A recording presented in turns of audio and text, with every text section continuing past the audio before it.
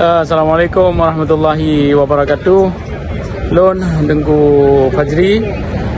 Orangnya tanggal 10 hari Rabu bulan Pet 2025. Kamu minggu kedua acara Forum Indigenous People di Tinau di New York. Jadi hotelnya matang na lewat tu orang hamil orang Jumaat na dua orang tu. Jadi kamu medang di luar kantor PBB orangnya di ke bangunan kantor PBB 4 ya. Sebab wartawan yang akan terus kenal ya apakah khabar dengan kamu. Jadi acara kitanya terpuji kali cuman tinggal dua orang tu. Jadi awaknya nak rapat tutup hanaibi dan mengenai kecuali tinggal orang Jumaat orang ketenle baru na padu-padu jam tu je tamu memandum.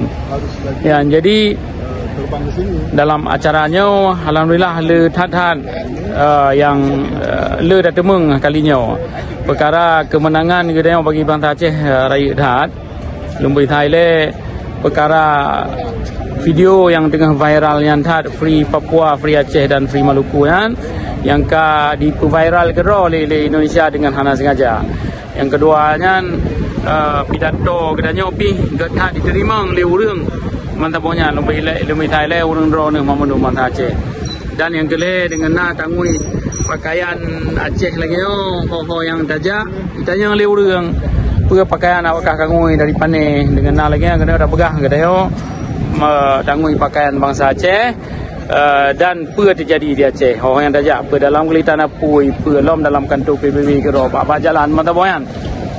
Jadi pesan lon ke bangsa Aceh memandum katanya kasih kah selama puluh tahun kah dijajah oleh Indonesia ya memandum tak mudah katanya untuk talit musuh dari Nanggro katanya.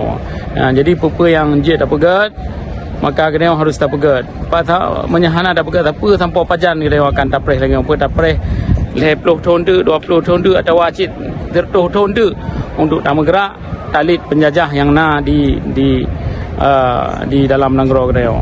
Yang tapi lombagah kamu kena di Tinau di luar pegat diplomasi han akan menghasil menyurun-urun di dalam hana anu pegat berakapa. Jadi katru wartawan untuk dapat khabar lawan kelai 3 tu. Terima kasih berita. Assalamualaikum warahmatullahi